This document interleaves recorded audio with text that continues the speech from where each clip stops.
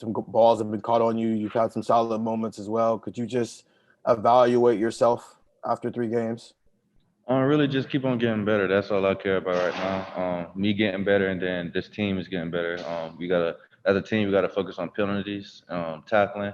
That's sometimes on the defense side of the ball, offense side of the ball is penalties. But right now, all I care about is just the team getting better, and we just keep on getting better and progressing.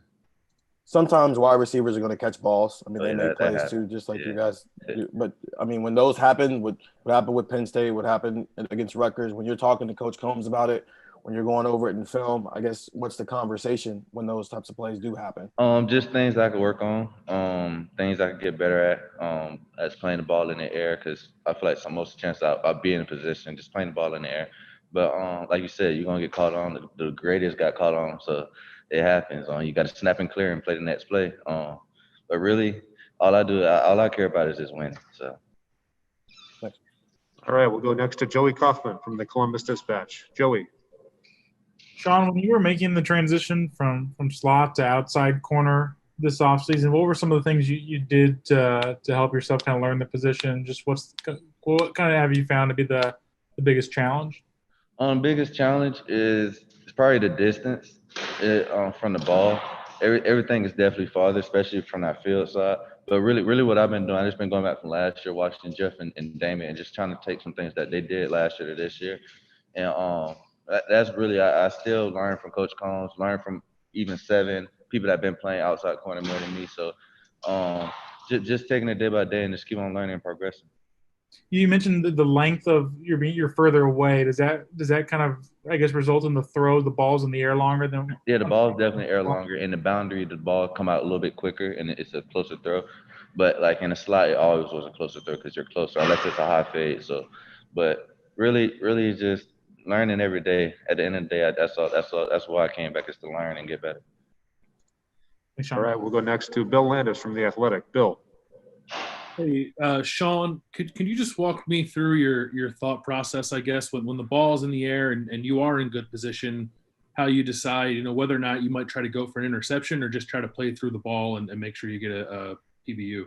So these last games, I've definitely been trying to go for an interception, but I've been watching my film, just watching myself. Sometimes I just need to go for the PBU, just break the ball up, and that's what I've been noticing. Sometimes I just feel like I've been trying to go for the interceptions too much sometimes, but that's what happens when you sometimes get greedy. But at the end of the day, really, it's just my body position and how I jump my body when I'm jump. Sometimes I'm jumping back, so learning how to jumping into the guy instead of jumping back for the ball. So just getting better and working at it.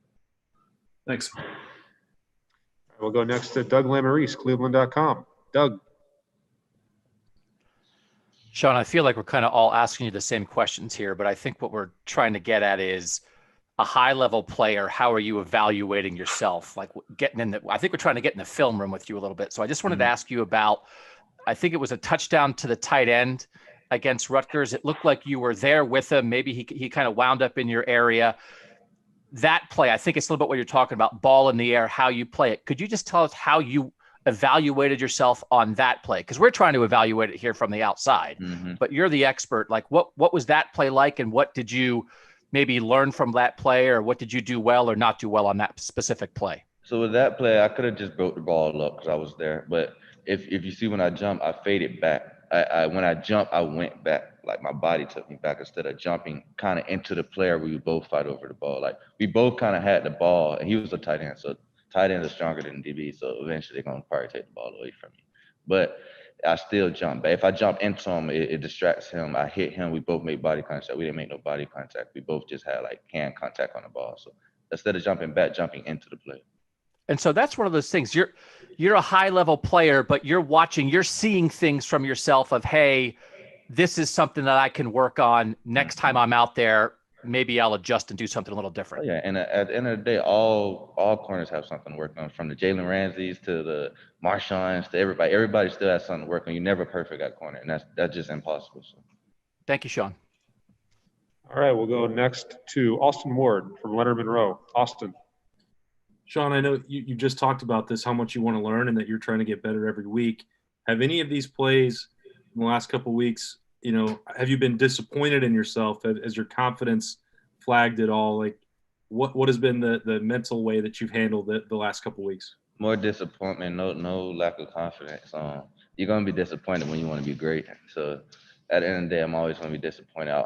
Even when I have a good game, I'm gonna know one play that y'all probably don't see that I know that I could have done better at. So all that, I just want to get better, and that's all I care about. Me getting better and this team getting better.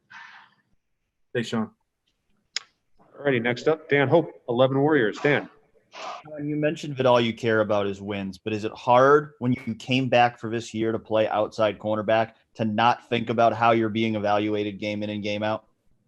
No, because I evaluate myself. My coaches evaluate me, so they tell me the real. I tell myself the real. I'm not gonna be faking myself. So, yeah, it's not. It's really not hard to just because at the end of the day, you just want to win. So if I play bad and we win a natty, I'm gonna be happy because we won the natty. You know what I'm saying?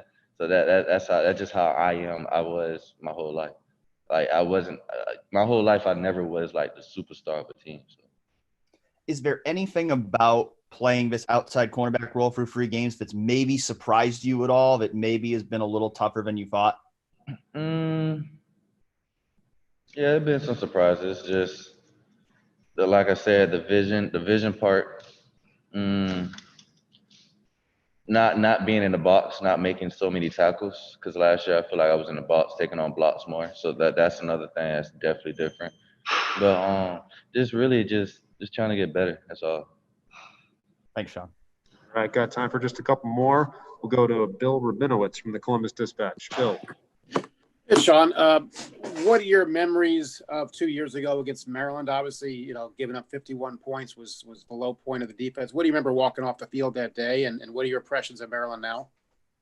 That day, I remember that game. We had a bad game on the defensive side of the ball, missing tackles, not crack replacing. They's a very scrappy team. Nice little stadium. Well, that was back then when COVID was around, but it had a nice little stadium, nice little atmosphere. But now this Maryland team looks legit in my opinion. They got a great quarterback with Tua's little brother. Got 5 outstanding receivers on the outside, and they definitely get the yard after catch. They get a lot of it. So that's what we got to make sure we tackle if they do catch the ball.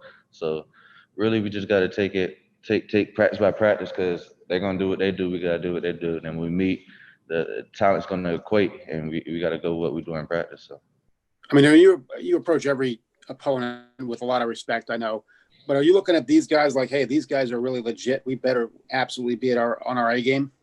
Oh yeah, definitely. I talked to Coach Combs. I talked to Seven, Proc, Cook, mostly all the DBs. So we definitely have to be on that A game because they definitely could put points on the board and things like that. So we definitely have to be on that A game. Even on the outside side of the ball, we have to be on the A game. So. All right. Thanks, Shaun. All right, next up, Nathan Baird, Cleveland.com. Nathan. Shaun, you mentioned their quarterback play, and I'm just wondering, in your time here at Ohio State, how have you seen the threat of opposing quarterbacks kind of grow across the opponents you're seeing in the Big Ten? Oh yeah, definitely. The threat of opponents and the threat of quarterbacks in the Big Ten has grown. Even when I watched Northwestern a little bit the other day, their quarterbacks. I don't know what his name is, but their quarterbacks look good.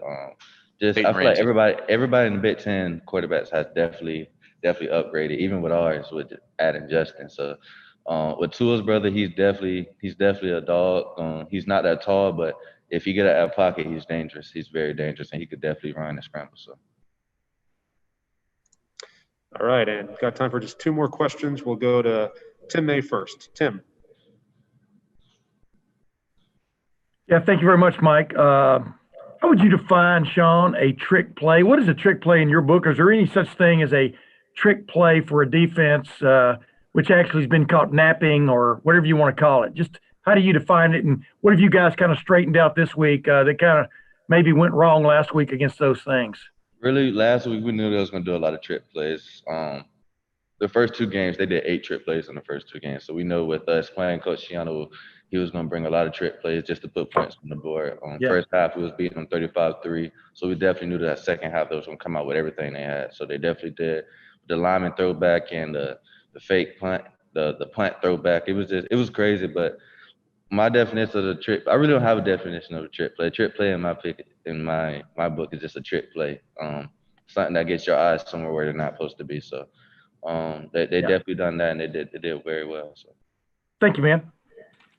All right, we'll wrap it up today with Spencer Holbrook from Letterman Row. Spencer.